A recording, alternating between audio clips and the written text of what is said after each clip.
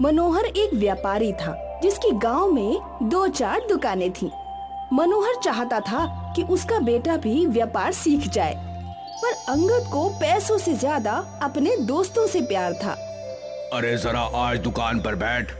नहीं पापा, आज मेरे दोस्त और मैं जंगल जाने वाले हैं। अरे लेकिन व्यापार सीखना मटर गश्ती करने से ज्यादा जरूरी है। मैं तो दोस्त के साथ जंगल ही जाऊंगा। अरे नालायक, तू अगर ऐसा ही करता रहेगा तो व्यापार कब सीखेगा? बाद में पापा, अभी मेरी उम्र ही क्या है। अरे पर सुन तो। मनोहर चिल्लाता रहा, पर अंगद ने उसकी एक न सुनी और यही हमेशा होता रहा। जब भी मनोहर अंगद को व्यापार सिखाना चाहता था, वो भाग जाता।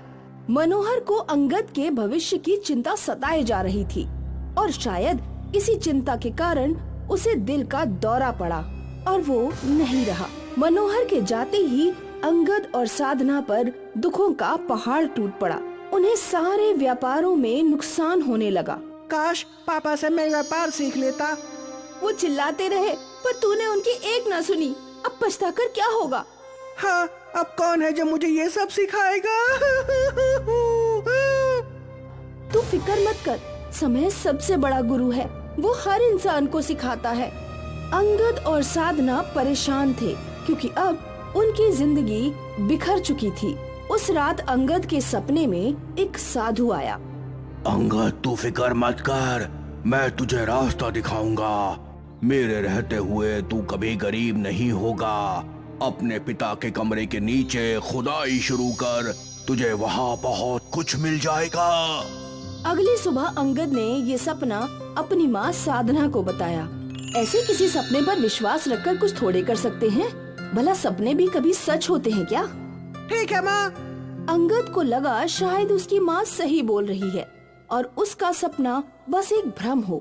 अगली कई रातों तक अंगद के सपने में वही साधु आए। अपने पिता के कमरे के नीचे खुदाई शुरू कर, तुझे वहाँ बहुत कुछ मिल जाएगा।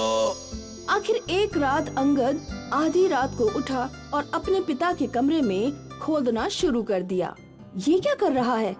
माँ, हर रात को साधु मुझे बोलते हैं कि यहाँ खुदाई करो। मुझे लगता है मुझे एक बार कोशिश कर ही लेनी चाहिए। ठीक है। अंगद पूरी रात खुदाई करता रहा। आखिर अगली सुबह उसे एक बड़ा पत्थर दिखा। जब अंगद ने उस पत्थर को हटाया तो अंदर एक सुरंग थी। ये क्या है? आइए देखते हैं। माँ बेटे अंदर गए तो चौंक गए। वो सुरंग एक भूमिगत कमरे में जाकर खुल गई और ये कमरा सोने से भरा हुआ था। बहुत सोना, सोने के गहने, सिक्के, मूर्तियाँ, सब कुछ। बाप रे, इतना सोना तो मैंने कभी सपने में भी नहीं देखा था। मतलब वो साधु सच में हमारी मदद करना चाहते थे। बिल्कुल, उनका बहुत बहुत धन्यवाद। खुफिया सुरंग के अंदर मिले हुए सोने से माँ बेटे की जिंदगी संवर गई। उन्हें अब पैसों की कोई चिंता नहीं थी। लगभग 2 महीने बाद अंगद के सपने में वो साधु वापस आया। अब सब कुछ ठीक हो गया ना अंगद? जी, आपकी कृपा है। मैं तुमसे मिलना चाहता हूँ। गांव के बाहर पुरानी पहाड़ी के ऊपर से एक खुफिया रास्ता है। तुम्हें वो रास्ता पार करके मेरे पास आना होगा। ठीक है, मैं जरूर आऊँगा। अगले दिन अंगद ने अपनी माँ को साधु का आदेश बताया। तुम्हें जरूर जाना चाहिए, आखिर उन्हीं की वजह से हमारे पास आज सब कुछ है। जी माँ। और अंगद निकल गया पुरानी पहाड़ी के रास्ते। जब वो पहाड़ी के ऊपर चढ़ा तो ऊपर उसे बस एक बड़ा सा पत्थर दिखा। यहाँ तो कुछ नहीं है सिवाय इस पत्थर के। शायद यही वो रास्ता हो। अंगद ने पत्थर को हिलाने की कोशिश की और आखिर वो पत्थर हिल गया और अंगद को एक रास्ता दिखा। ये रास्ता भी सुरंग ही थी। इस रास्ते से पार होकर अंगद एक दूसरी दुनिया में जा पहुंचा, शैतान की दुनिया, जहाँ बड़े बड़े दानव थे। अंगद तुरंत लौटने की कोशिश कर रहा था, पर उन दानवों ने अंगद को रोक लिया। मुझे जाने दो, मुझे जाने दो। इतनी जल्दी भी क्या है? अंगद को वही जानी पहचानी आवाज सुनाई दी। वो पीछे मुड़ा तो वही चेहरा था, पर ये कोई साधु नहीं, राक्षस था। आखिर तुम आ ही गए। मैं तुम्हारा ही इंतजार कर रहा था। मेरा ये रूप देखकर डर गए क्या? पर घबराओ मत, मैं तुम्हें कुछ नहीं करूँगा। तुमने मुझे यहाँ क्यों बुलाया? बस यूं ही। वो क्या है कि मेरे पास करने को कुछ नहीं था, तो सोचा कि इंसान को बकरा बनाया जाए। तुम मेरे साथ क्या करने वाले हो? मैं तुम्हें हमेशा हमेशा के लिए अपने पास बंदी बनाकर रखने वाला हूँ। नहीं नहीं, ऐसा मत करो। मेरी माँ है, वो अकेली पड़ जाएगी। उसका ख्याल कौन रखेगा? इसीलिए तो मैंने तुम्हें इतना सारा सोना दिया था। तुम्हारी माँ जिंदगी भर अच्छे से जी सकती है। पर वो अकेली पड़ जाएगी।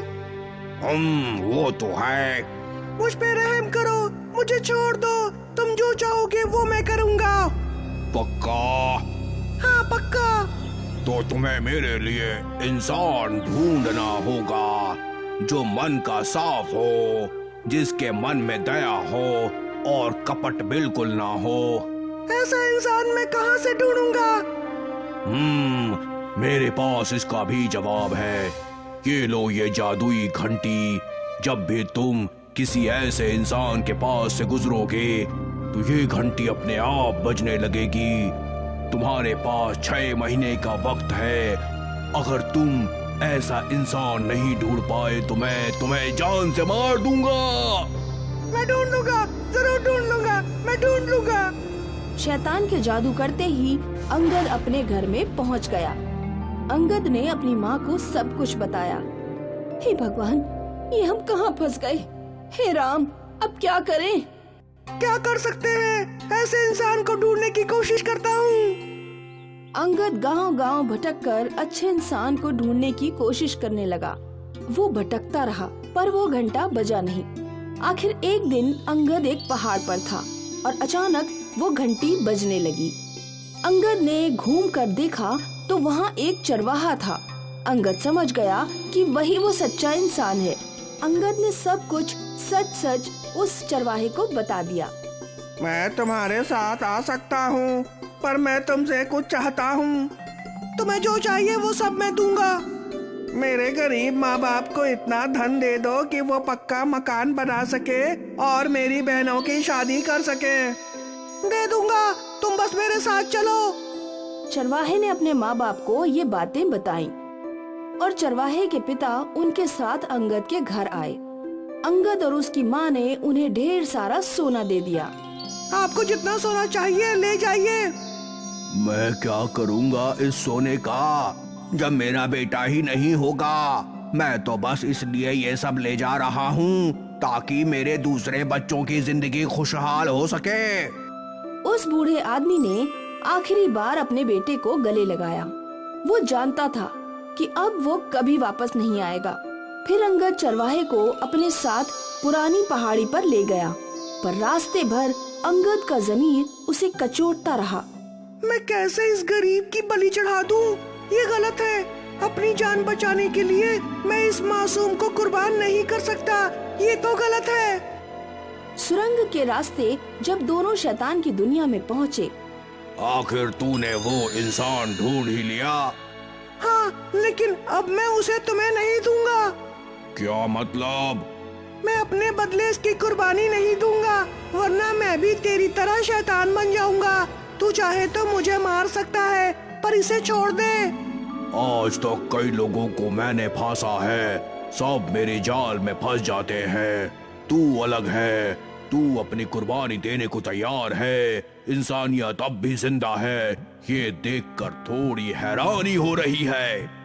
पर कोई बात नहीं, तेरी इस इंसानियत की वजह से मैं तुझे छोड़ रहा हूँ। वो सोना भी तेरा, तेरी जिंदगी भी बख्श रहा हूँ और इस लड़के की जिंदगी भी बख्श रहा हूँ। जा, चले जा। और एक बार फिर शैतान के जादू से अंगद और वो लड़का अंगद के घर पहुंच गए। साधना दोनों को जीवित देखकर हैरान थी, पर खुश भी बहुत थी। अंगद ने चरवाहे को और ढेर सारा सोना दिया और चरवाहा अपने घर लौटा। उसे देखते ही उसके परिवार ने गले लगा लिया। बेटा, तू जिंदा है, मुझे और कुछ नहीं चाहिए। पहली बार कोई इंसान शैतान के चक्रव्यूह से बाहर निकला है, और वो भी अपनी अच्छाई की वजह से। अच्छाई का फल हमेशा अच्छा ही होता है।